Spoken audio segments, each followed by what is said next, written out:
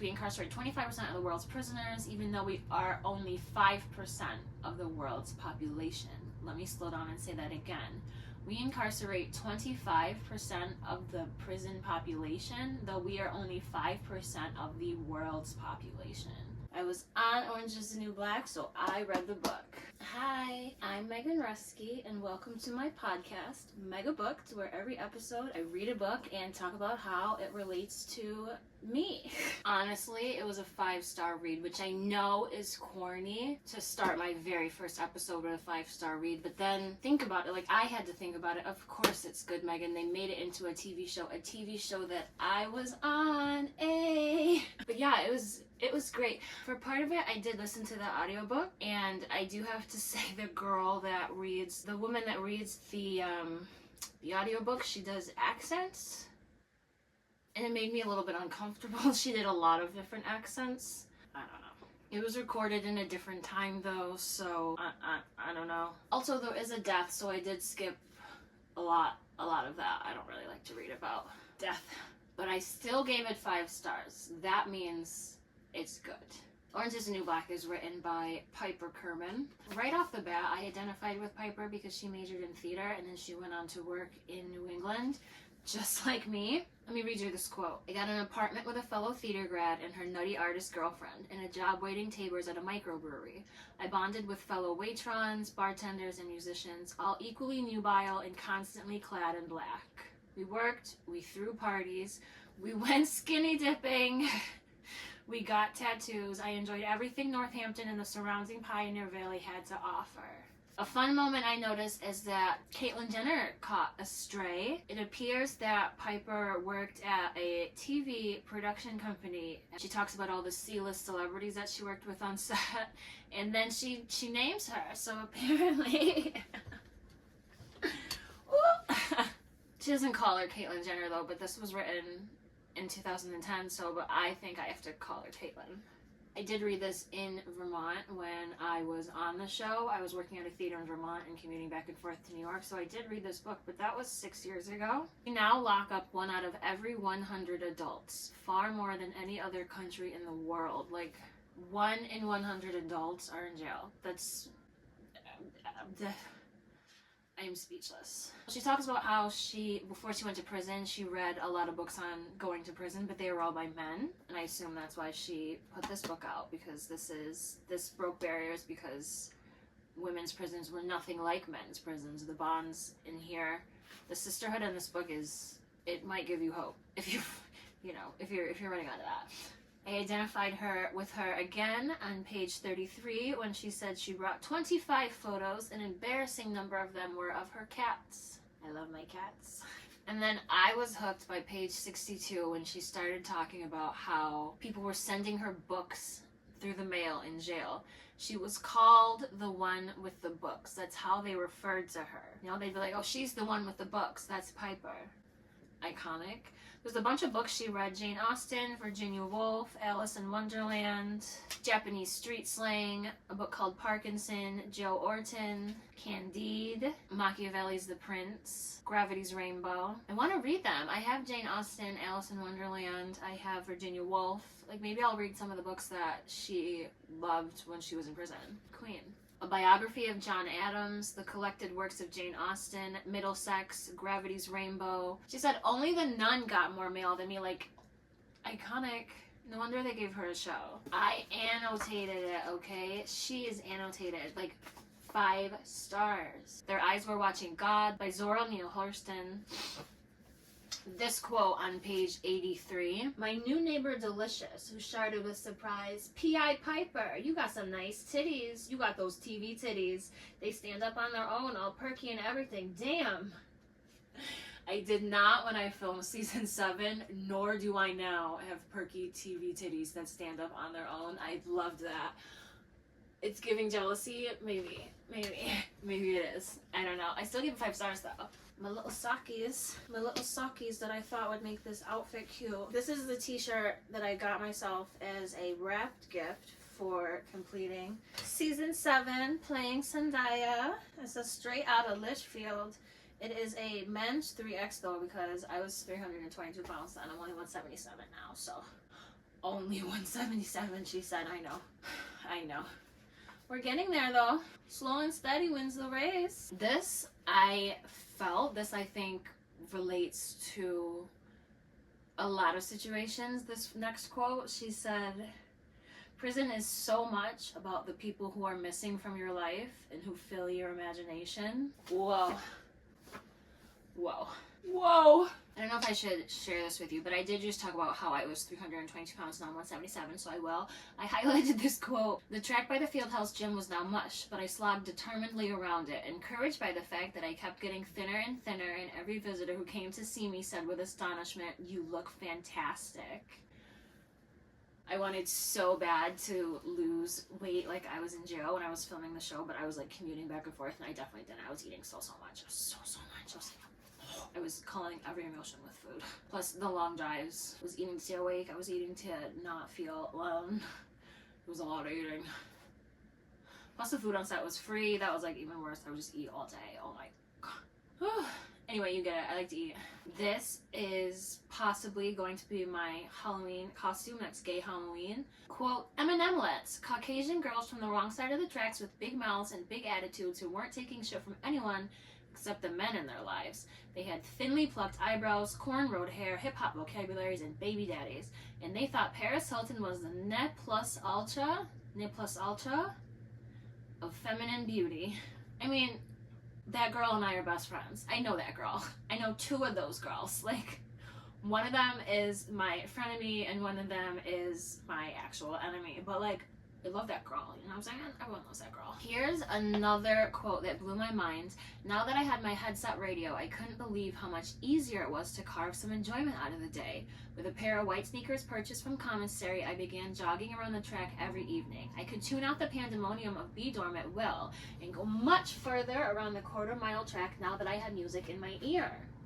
Which is crazy that, like, she wrote that about other people's work, but, like, I'm saying that about her work.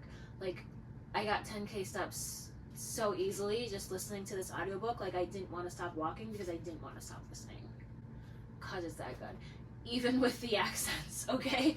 Like, if you listen to this audiobook, don't be like, Megan, that accent. Like, I know, I'm not condoning them. I'm not condoning any of that. But it really is good, entertaining to listen to on a walk, I will say. She was writing papers for one of the inmates. Is it illegal to say that I did that? Oh my god, okay, this part, okay? So, you know how Martha Stewart went to jail? Like, you heard about how, like, Martha Stewart went to jail? Well, that was the same time that she was already in Danbury, and according to the lore, according to this book, Martha Stewart wanted to go to Danbury. This is actually kind of high-key sad.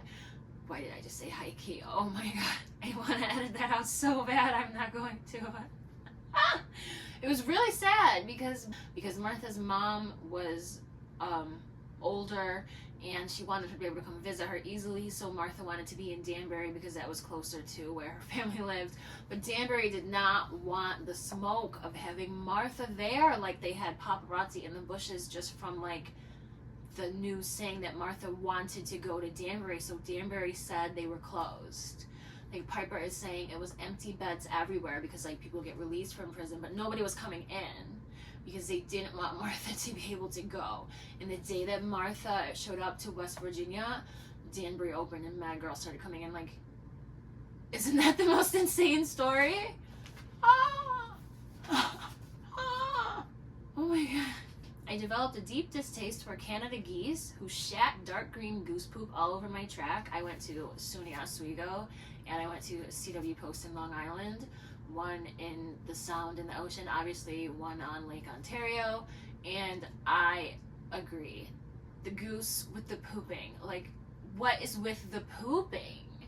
Like, why do you have to poop on the tar? Why don't you want to poop in the grass? Like, the geese. Like, girl, I'm with you. The same. How do we solve this dilemma? This first world problem. Another one of my favorite parts, page 177, she says she says the guiding anthem in a place like the camp. You heard women who weren't even hip-hop fans humming it tunelessly under their breath as they folded laundry. I'm locked up, won't let me out. No, they won't let me out. I'm locked up. You know, when I was in middle school, we were definitely singing that song about middle school. I'm locked up, they won't let me out. So like, I can just imagine how lit it was in the jail. I know in season 6 of Orange is the Black, there was a scene with DJ Casper himself, may he rest in peace, and everybody did the cha-cha slide in a fever dream, and it was like vibing in the prison. And that's actually what made me say, I was like, yo, this show shoots in New York, I live in New York, I'm an actress, I love the Casper slide part too, like I should be on this show. And then I was on season 7. I manifested this, and it's because of DJ Casper. So rest in peace. Not so rest in peace, like, oh my god, Megan, oh, people asked me to do this. They're gonna be like, girl, we didn't know you was gonna say all of that. Like, what happened to the comforting girl we met online? I don't know. Other than her just focusing on herself and her health and getting hotter in jail, another running theme throughout the book was pretty privilege, okay? She had a really easy time in jail, relatively and comparatively speaking, because of her background, because she could afford a lawyer, because she had a website where people were sending her books and money and commissary, because she was pretty and blonde and thin. And she's very open about that. And here's a quote. So after she was released from prison to go testify against Nora, who is called Alex Voss in the show, played by Laura Prepon, who directed me in a nude scene when I was on Orange is the New Black. Oh my god. Let me not say that and then they like release the footage or something. What was I saying? Oh yeah. So after she goes to testify with Nora / Alex Vossman, she's shackled because they're traveling on Con Air. And she says, I had to help the Pennsylvania hick eat. The guard had not been as kind to her as to me and had chained her tightly and put her in an extra black box restraint that immobilized her thumbs. As opposed to Piper describing herself getting chained up, she started to chain me up, chatting in a distracting way, almost like a dental hygienist who knows she's doing something that causes discomfort. How was that? Too tight? A little too tight on this wrist, yes. Which even like goes to imply that Piper had it loosened. I'm not gonna talk about being handcuffed. No. No. I mean, sometimes they're loose, and sometimes you can just get out of them. I guess that's all I'm gonna say about that. And like here's more evidence of like her just having this not amazingly easy, but like honestly amazingly easy time, and she was able to like turn it into this pretty positive thing.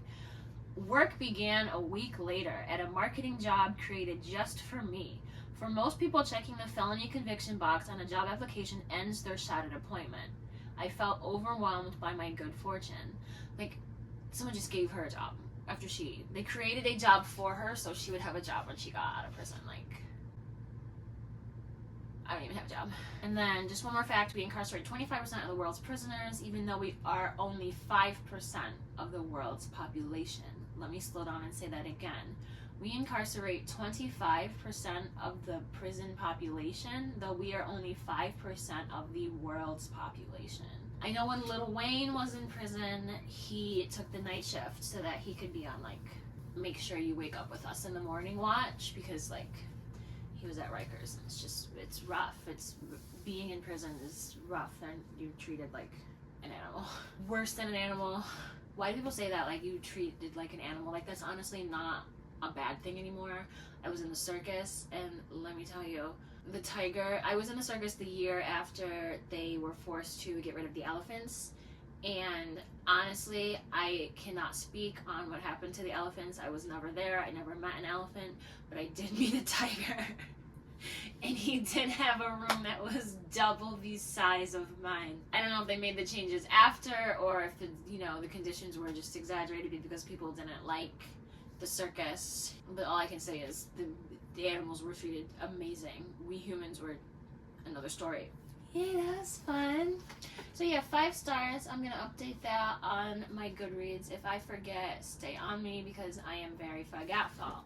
Let's see. What are we doing next? Okay, I have been off of YouTube for a pretty consistent amount of time, and there are 3 questions that I was like seeing and receiving and I was getting on TikTok and Instagram and YouTube.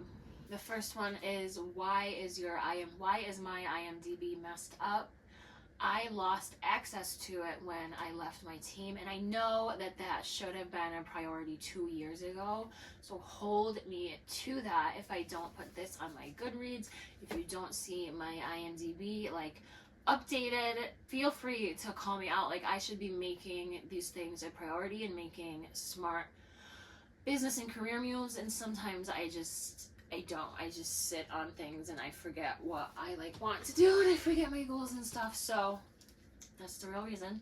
Why did I stop posting clothing try-ons? I ran out of money to shop. In this video I talk a little bit about that, but I have lost 75 pounds since the beginning of the year. So the winter clothes that I wore last year, I may have to update some of them. I have to replace some of them, and I definitely have to get rid of some of them.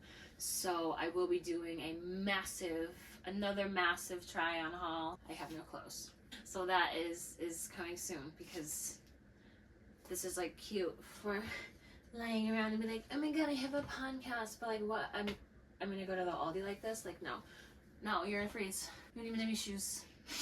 And then of course everything that I do get rid of goes to Poshmark.com, and my handle is Megan Rusky, and all my clothes there are really cheap. So if you are looking for really cheap clothes, I know Plato's Closet is like getting crazy with the prices. I know even like Burlington is getting crazy with the prices. So if you're looking for, hit me up. I got decent prices. This is a shameless plug. Nobody sponsors this podcast, so my Poshmark sponsors it, and my creativity and my pennies, and probably the Dollar Tree. Not by sponsoring me, but just by having prices be $1.50. Did you like see that? Do you shop at Dollar Tree? It's like cool if you don't. I do personally. I shop at Dollar Tree, and yesterday I went to buy 4 things and it came to $6.53, not $5, because everything that I picked out happened to be $1.50, not $1.25. They snuck another quarter in.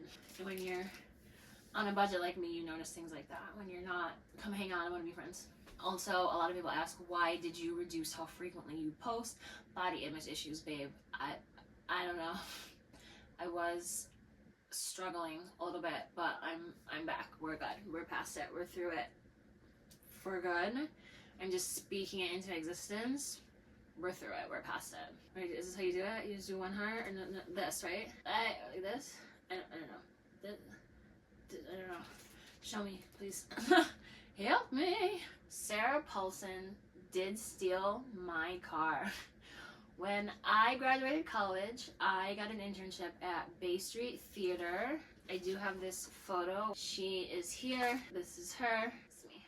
Just like to show this, like, this did happen. This is where I did my internship, and when I applied, it was Bay Street Theater is in Sag Harbor, and you can take the jitney there from New York City, but there is no public transportation in Long Island. So before I even took the internship, I was willing to make $100 a week, but I told them that I did not have a car, and they were like, that's okay, we have a company car you can use.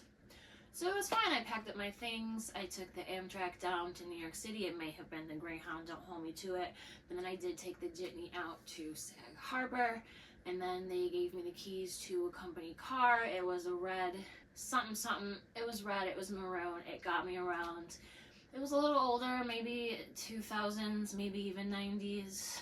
I think it had roll down windows, but it was fine. And then one day I got a text message that I had to bring the keys in to work with me today, and I had to give my car to Sarah Paulson because she needed it. When I was working in Louisiana before the internship shooting Focus, American Horror Story was shooting a couple blocks over, and I had heard about her on that show, and I had heard about her in 12 Years a Slave, so I knew she was a huge star. She could have afforded a rental.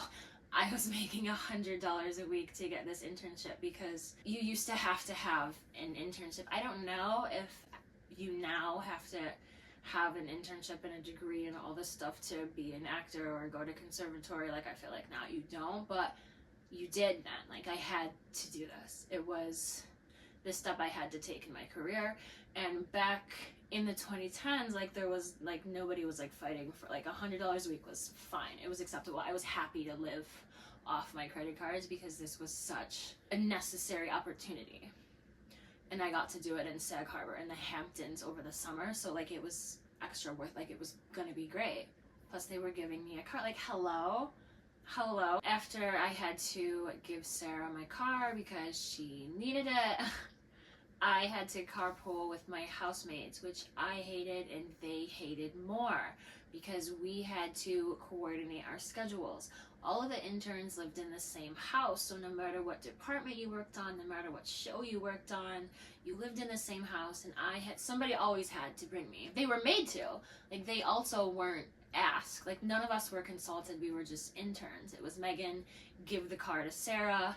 You guys get Megan to work every day. Like, it was not to be questioned. It was just the way it was. Like, the 2000s were a different time.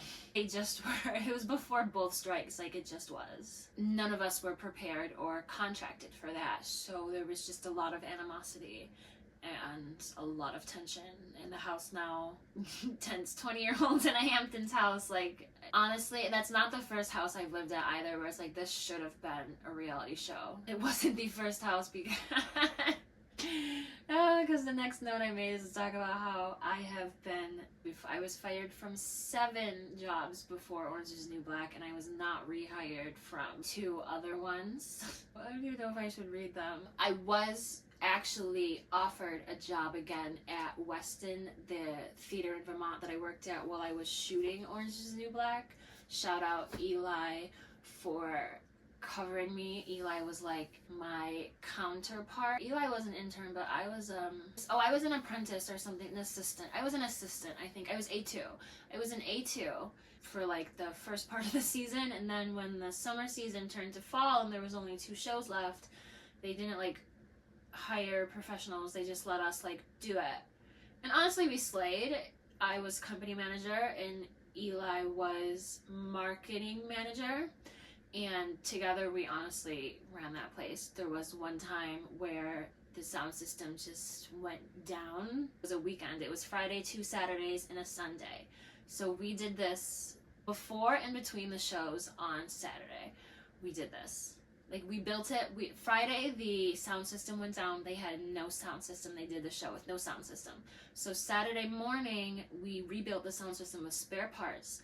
We ran out of time. They held the show Saturday afternoon with no sound. They had to project. And then in between shows, we sat down with the stage manager, got the levels right, and they literally had sound for Saturday and Sunday. Eli and I did that. You know what I'm saying? Like, we did that. So I was rehired. Eli was company manager the next summer. And then either 1 or 2 after that, I was offered the job, not rehired, because I couldn't take it.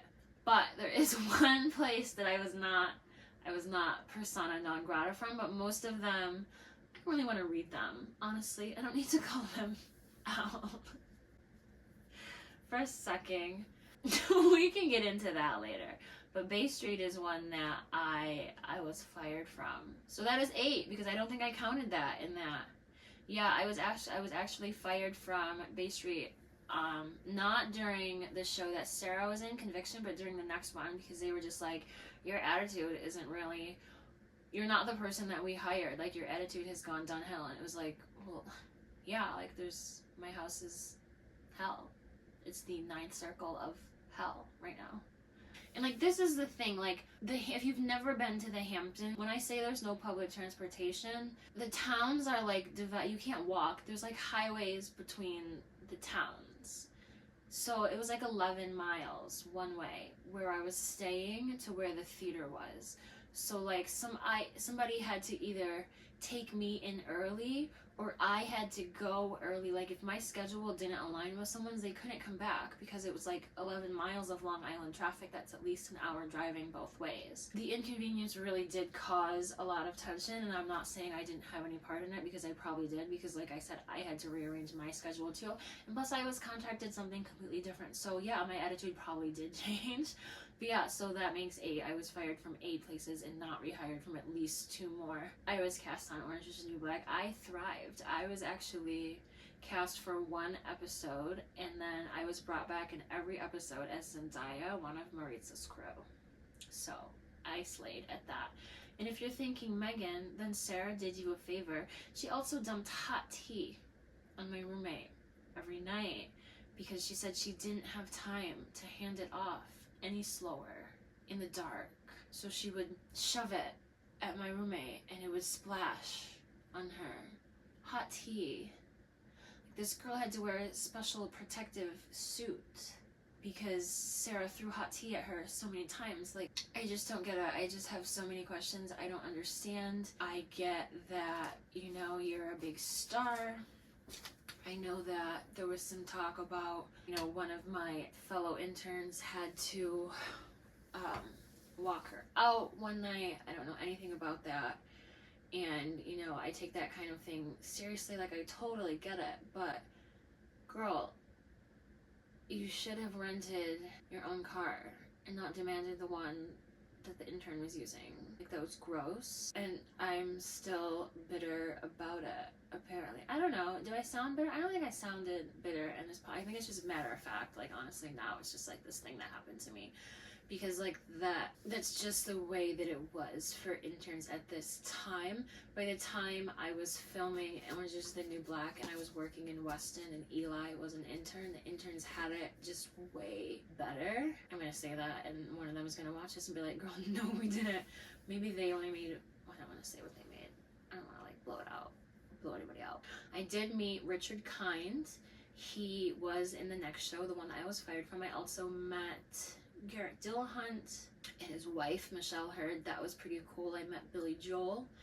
And I also moved his piano. He would play piano sometimes there because Equity is dark on Mondays, so he would just come over on Mondays and do sets. But Richard Kind did come over to all the interns and he took the time to sit down with us and tell us about when he was an intern. He was making $27 a week and how he just kept pounding the pavement, and he became Richard Kind. And honestly, he's such a massive star now, an even bigger star than he was back 2010, 2012, I don't really remember. These are the books that I am reading next. I am finishing up Beth Bears's The Total Me Talks. I'll probably finish that today. Then I might read Giselle's Lessons, The 7 Husbands of Evelyn Hugo, because I heard this was becoming a movie. Or I have Retta's memoir, So Close to Being the Shit Y'all Don't Even Know. And Treat Yourself.